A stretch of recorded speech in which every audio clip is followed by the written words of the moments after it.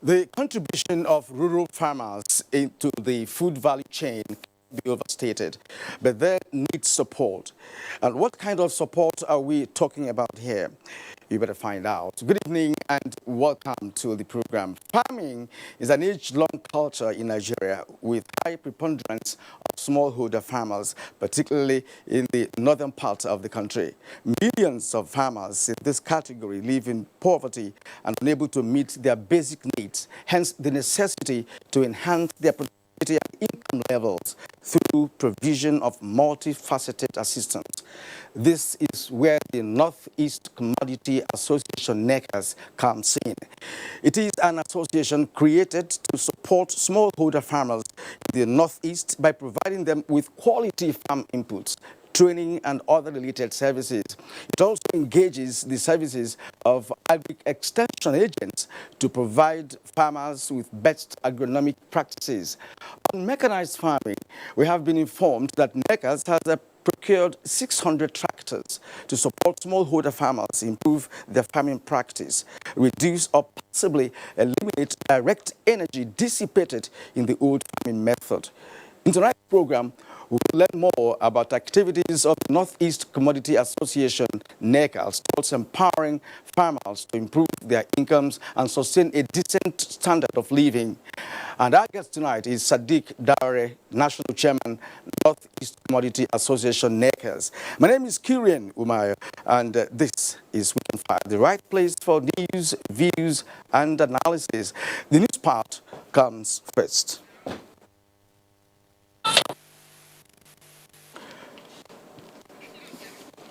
Vice President Yemi Osinbajo has reassured that the federal government is not resting on its laurels to tackling all forms of security situations facing the country headlong.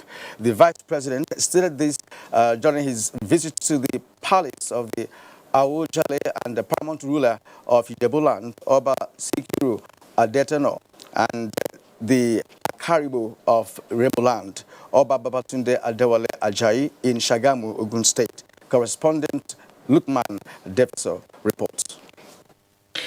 As a way of reinstating federal government's commitment to tackle security challenges bedeviling the country, Vice President Professor Yemi Osinbajo, in the company of the Governor of Ogun State, Prince Dapo Abiodun, on Saturday visited the Awujale and paramount ruler of Ijebuland, Oba Sikiru Adetono, and the Akarigbo of Remoland, Oba Babatunde Adewale Ajayi, to solicit their support to stem the tide.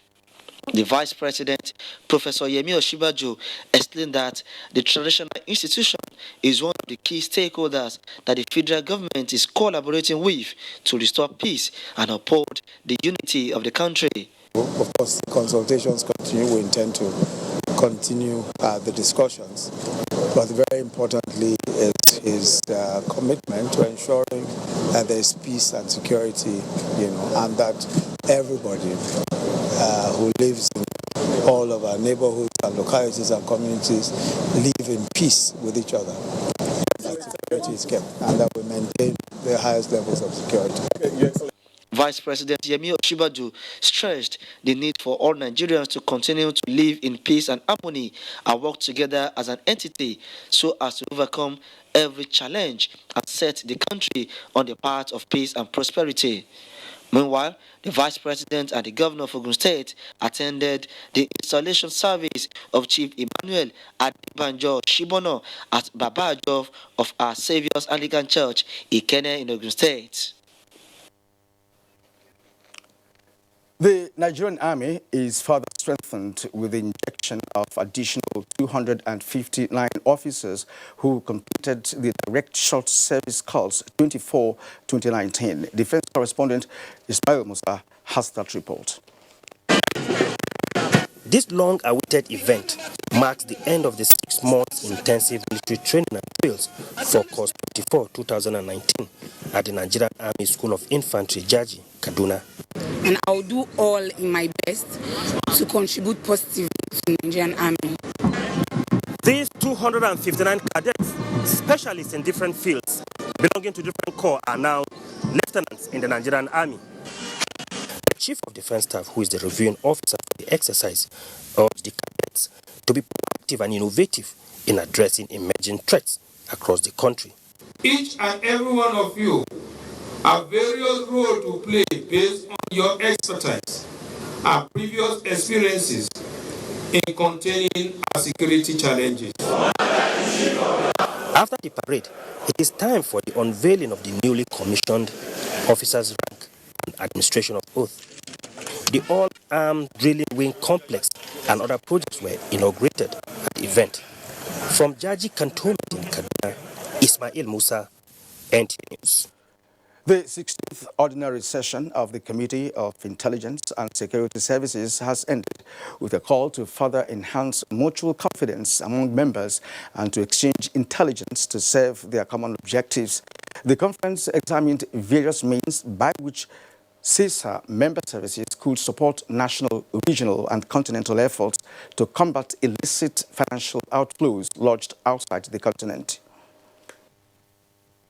Africa is in dire need of every bit of resources, and we have the duty to ensure that these resources are deployed towards addressing the various challenges confronting the continent. Our success will also depend on how we are able to play our role, individually and collectively. Secretary to the Government of the Federation, Boss Mustafa, delivered President Buhari's message at the closing ceremony.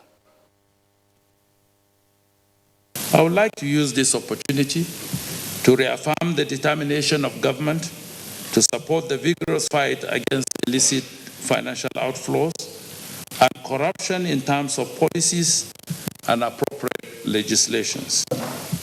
We are not unaware of the enormity of the task, but we remain focused and undoubted, bearing in mind the colossal implications of the threat to our national life.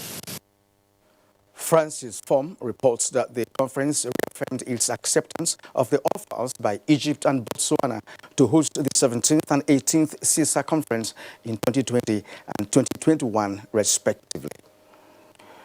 The harmonized standard operating procedures on arrests, detention and prosecution of vessels and persons in Nigeria's Maritime Environment Act 2016 is one instrument useful in curbing criminal activities on the Nigerian waterways. Key players in the maritime industry are now calling for its domestication at all levels to further empower maritime law enforcement, during their reports.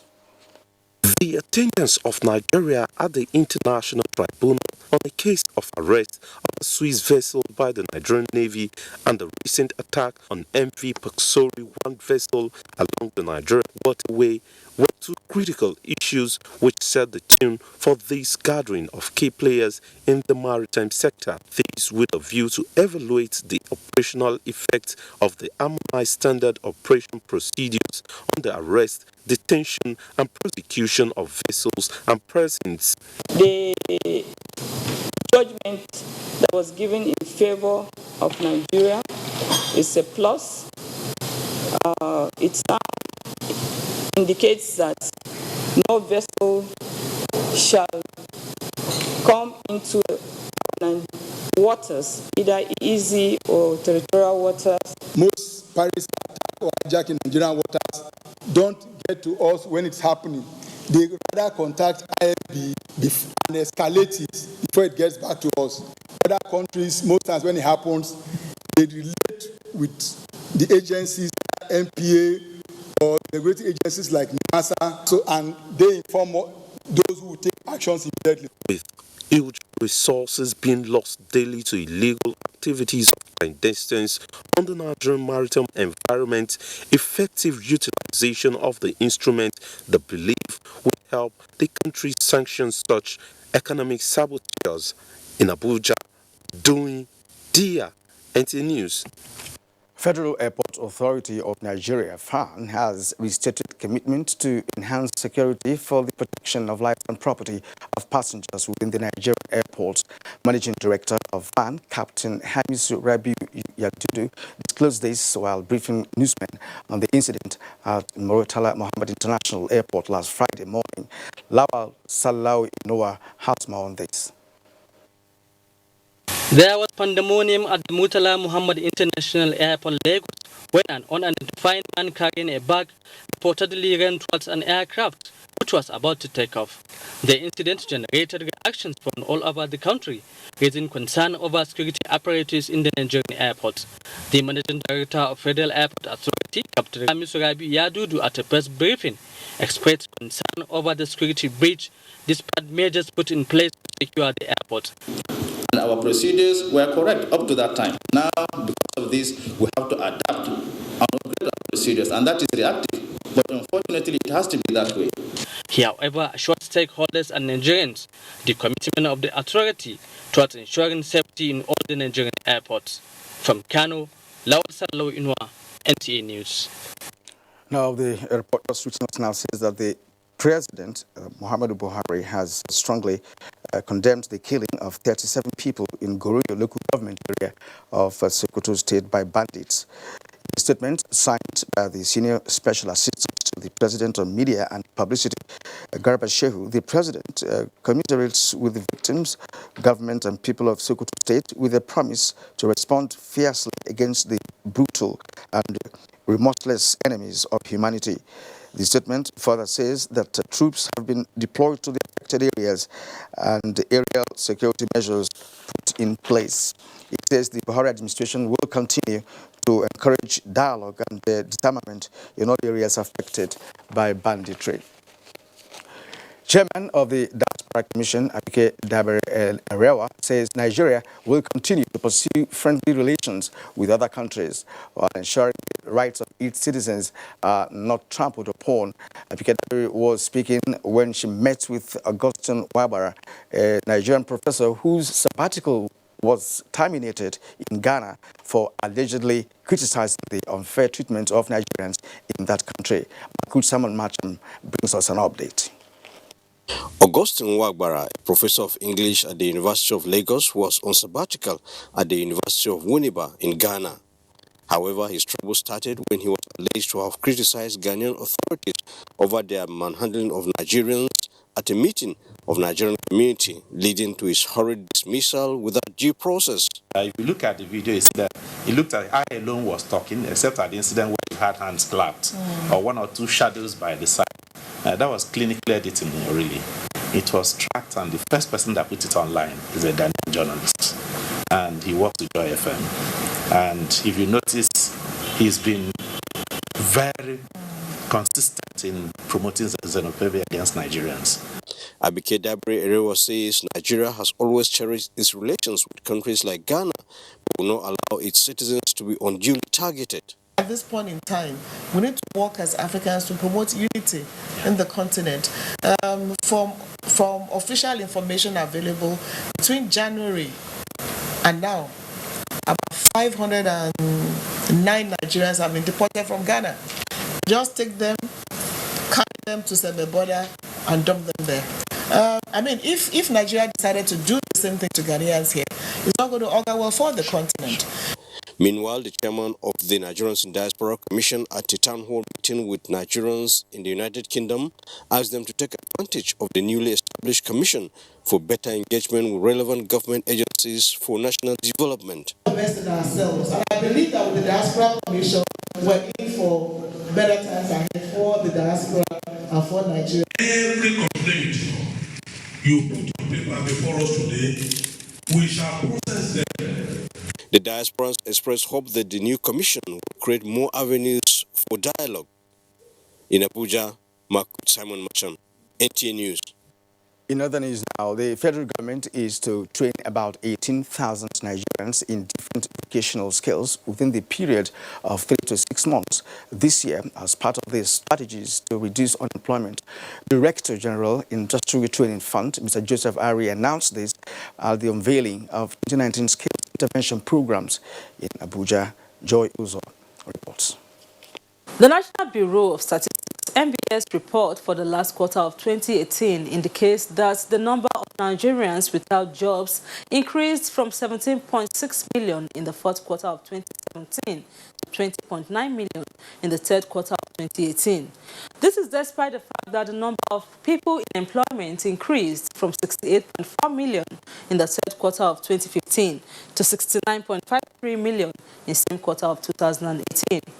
Those stakeholders consider the rising unemployment as staggering and worrisome. The effort of the present administration to address the phenomenon is adjudged as visibly evident in the growing number of Nigerians who are engaged in meaningful economic ventures through various social investment and skills acquisition programs being implemented by the Industrial Training Fund, ITF, and others. It is against this backdrop that today we are unveiling our 2019 skills intervention programs as part of our determined and continuing effort to contain the unemployment malaise. And so for the year 2019, the federal government, through the ITF, has come up with a list of 11 implementable programs that will see to the training of 18,000 Nigerians in agriculture, construction, garment making, and other entrepreneurship development skills. We need to equip our citizens with lifelong skills for employability and entrepreneurship. Otherwise, we'll be sitting on a time bomb of unemployment and even underemployment. It is believed that this will scale up the more than 450,000 Nigerians already trained by the Industrial Training Fund, ITF, between late 2016 and 2018, with 90% of the beneficiaries thriving in business and even employing others. This, the ITF board says, is gotten from their monitoring and feedback mechanism. In Abuja, I'm Joy Uzo, NTA News. Abia State government contemplates improving primary healthcare services as it promises new functional and standard facilities in the 178 wards of the state. Governor Buhari made this known during a midterm review of immunization activities with development partners. Momso Dati reports. This is a breakdown of the special intervention on the immunization exercise carried out in 6 states of northeast Nigeria, with Abia State having the second highest number of intervention in the first half of this year. Now crossing to the second half of the year, Abia State Governor Buhari is in Abuja to interact with development partners, the Bill and Melinda Gates Foundation, as well as the Dangote Foundation, to review routine immunization in the state. Though a closed-door meeting, the governor did not hesitate to brief journalists on areas that need to be improved on when he returns home. We are committed to do our best as a state, and you know, as we rightly said, Abia State is doing well, and we hope to improve upon what we have made.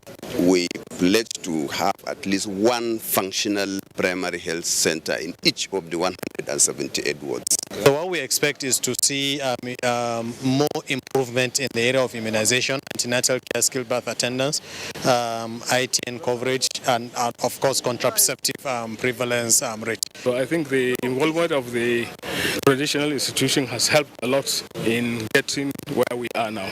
The midterm review on routine immunization ensures accountability and success, while bringing out areas that need to be improved upon. In Abuja, Momso Dati, NTA News. Thank you for staying with us on this edition of Weekend File. Poverty, social vulnerability, and other difficulties prevent rural communities from fulfilling their roles as important building blocks of food security. But NECAS is here to provide the needed assistance. Find out how when we return. Secretary to the Government of the Federation, Boss Mustafa, invites all secretaries to state governments, permanent secretaries, heads of cabinet affairs offices in the Northeast geopolitical zone consisting of Adamawa, Bauchi, Borno, Gombe, Taraba, and Yobe State to the 5th in the series of the regional meetings for secretaries to the state government and heads, permanent secretaries of cabinet affairs offices, which is a follow-up meeting on the outcome of the maiden meeting held in the second quarter of 2019 in Abuja for secretaries to the state government, permanent secretaries, heads of cabinet affairs offices. The meeting is designed to, among other things, develop a synergy between the cabinet affairs offices at the federal and state levels in order to develop a framework for a community of practice. The follow-up meeting is scheduled to hold as follows. Date, Monday, July 22nd, 2019. Time, 10 a.m. Venue, Gombe International Hotel, Mile 3, along Yola Road, Gombe. Announcer Babatunde Lawal, Permanent Secretary, Cabinet Affairs Office, Office of the Secretary to the Government of the Federation. It's that time of the year when the young minds ages 8 to 18 are